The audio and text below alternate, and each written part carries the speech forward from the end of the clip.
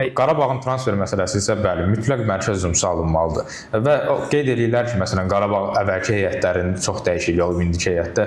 Amma keçən il məsələn Qarabağda axı 30-40 milyonluq oyunçular oynamırdı. Məsələn, Duran gələndə biz tanımırdıq daha sonra Duranı. Duran gəldi, burada məşhurlaşdı, Celticə gedib indi böyük ehtimal ki, başqa bir Avropa klubuna da transfer olacaq, bir keçiddir Celtic onun üçün. Yəni Qarabağ indiyə qədər heç vaxt axı o market dəyəri 35-50 milyonluq oyunçularla oynamayıb, tanınmış oyunçularla oynamayıb. Hər zaman belə oyunçular oldu. Leandro Andrade gələndə, Zubirin özü gələndə nə qədər tanınır. Bu il daha bahalı futbolçular gəlib, nəinki əvvəlki illərdə gəlib. Yəni 100-150 min transfer maksimum edirdi ya da ki, sərbəst oyunçulardan gedirdi Qarabağ. Yəni burada məsələ oyunçuların peşəkarlığı deyildi. Qurban Qurbanovun onları o sistemə oturtmağı idi. Biraz vaxt lazımdır ki, bu yeni transferlərdə Qurban Qurbanov otursun heyətə. Məncə Savo zədələnməsəydi, bir neçə ay sonra, uzağı bir ay sonra biz Savonu görəcəkdik ki, nə qədər o keyfiyyəti çıxıb. Çünki Qurban Qurbanov bu məsələlərdə çox inatkardır.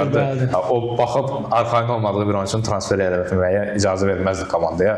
Təəssüf ki, zədələndə olmayacaq. Yeni günün iyi ola bilərmi Savo? Savo, o dediyim məsələyə bir də qayıtsa, o oyun zəkası məsələsi. Bir onu aşa bilsə, Savo çox keyfiyyətli oyunçu ola bilər. Sadəcə o futbol zəkası deyək və ya futbol analitikası deyək. Yəni həmin vaxt qərar vermə məsələsini həll edə bilsə, həm Sefas, həm Savo.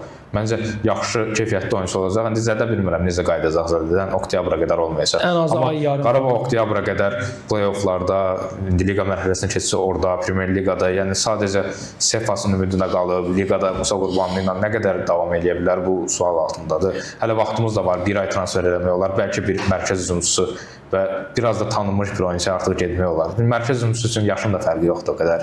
30-35 yaşında da bir adam gəlib. Çünki biz liqamızda görmüşük, Abubakar gəldi, bizim belə ölü dediyimiz Abubakardı. Ölüsü belə bizim Premyer Liqada 10 qol atmışdı, 10 qol vurmuşdu. Honda gəlmişdi. Problemli Neftçidə. Problemli Neftçidə. Honda gəlmişdi, 35-36 yaşında nələr eləyirdi.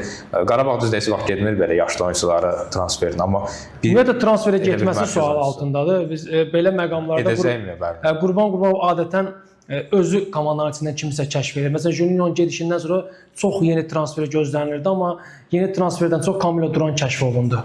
Forvard kimi Camilo Duran kəşf olundu. İndi də bəlkə ümid eləyək ki, Sefas o ümidləri doğruldar tək ki.